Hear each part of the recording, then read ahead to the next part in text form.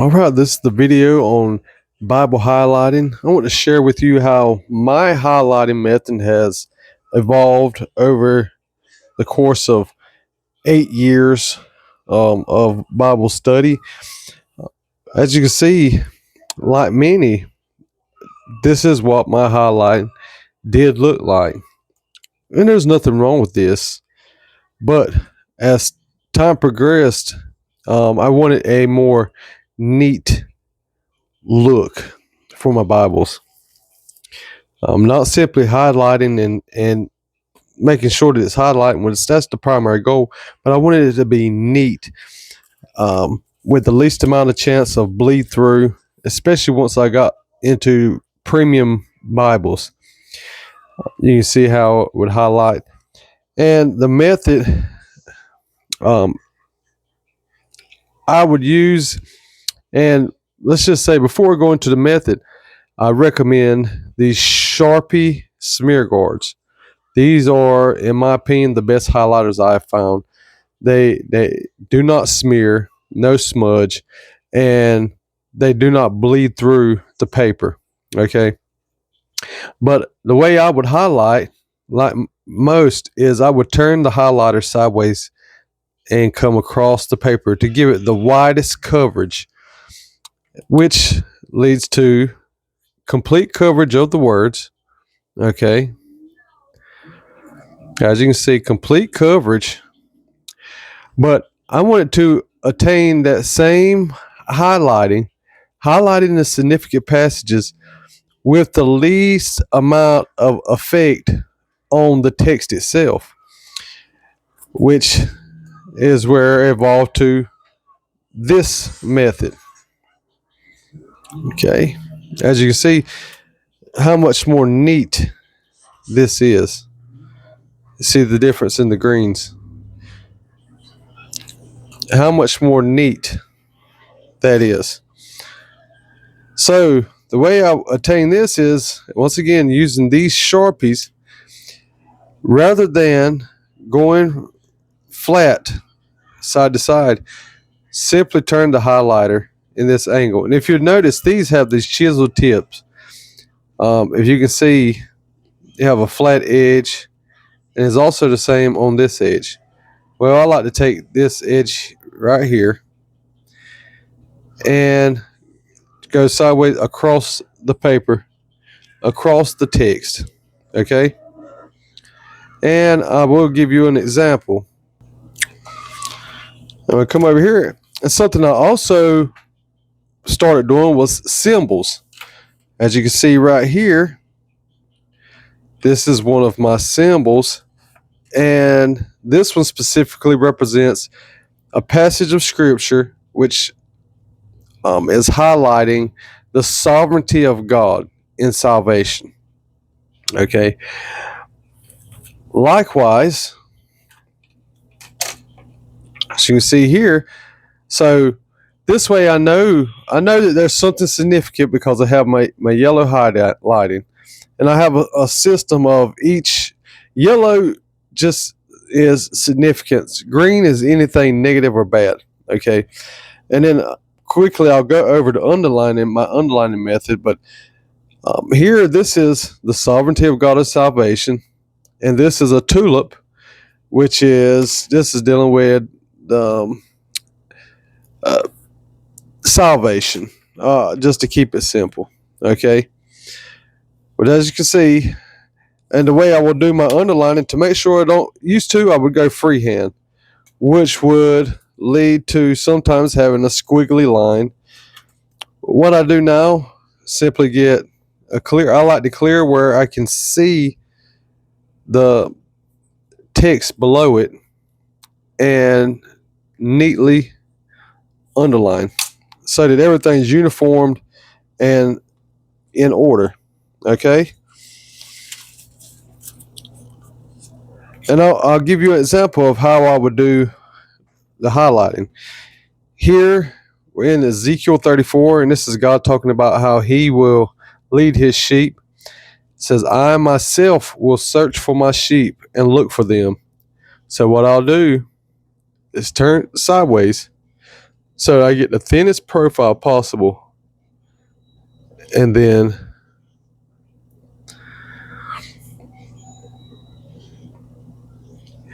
what I'm doing, I'm not trying to bear down, but I'm giving just enough to get the highlighter to do what it's intended to do. I'm not trying to saturate the page with the highlighter. Okay, we're just trying to get the text highlighted. It says, "I will seek the lost and bring back the scattered, bind up the broken, and strengthen the sick." Now we're coming into a negative, but the fat and the strong I will eliminate. So once again, we're going to take our highlighter, turn it. Okay? But the fat and the strong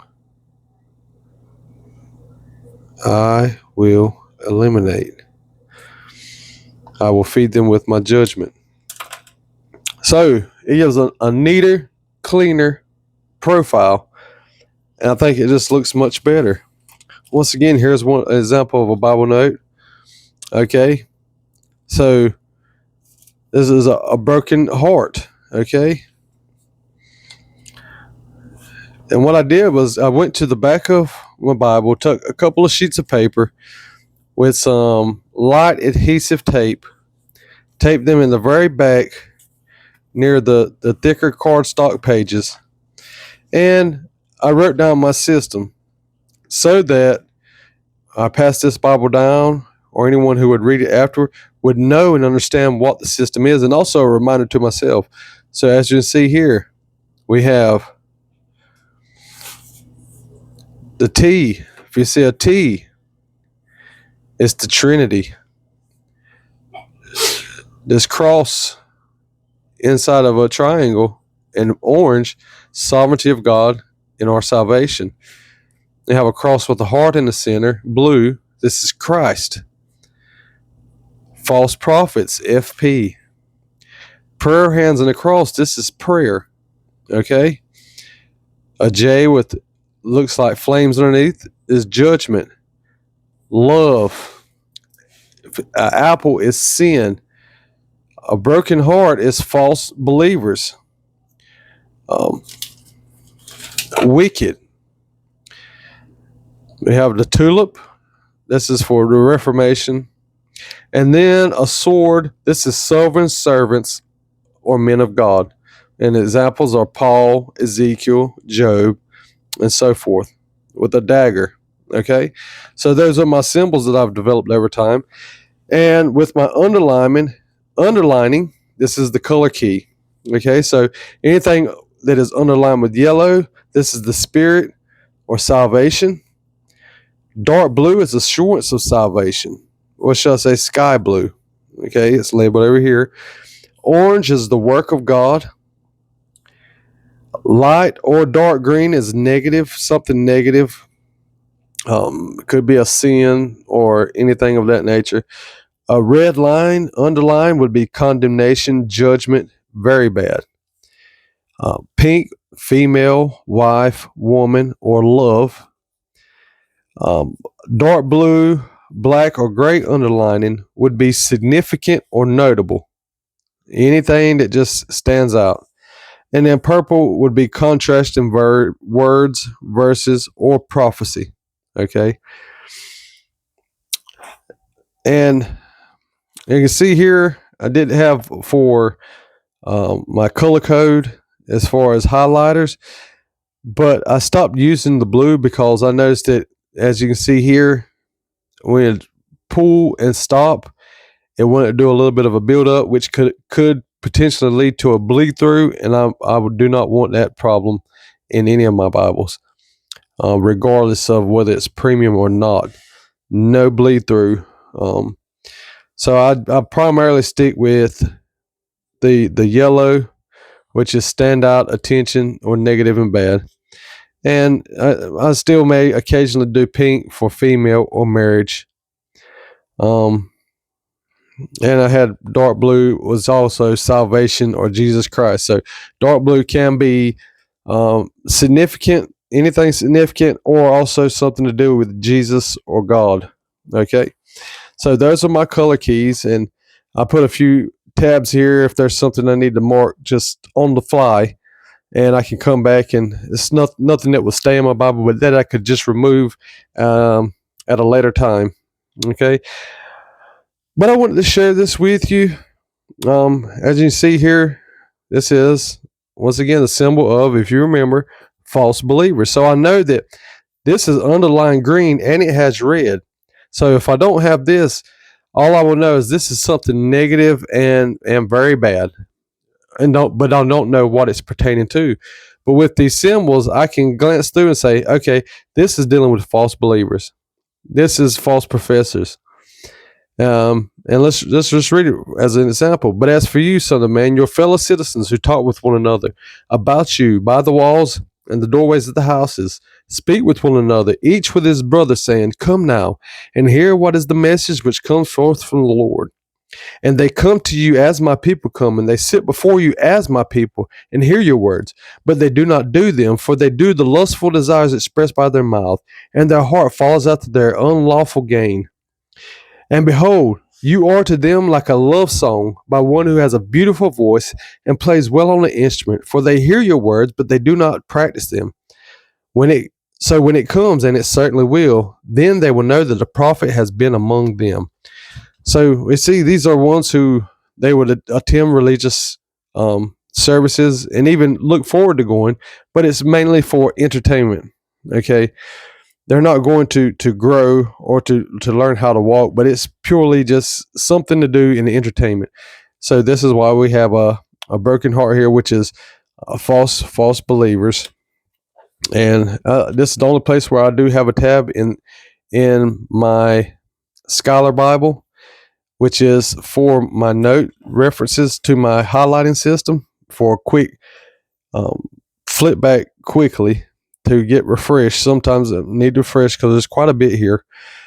False believers or religious and wicked. Okay.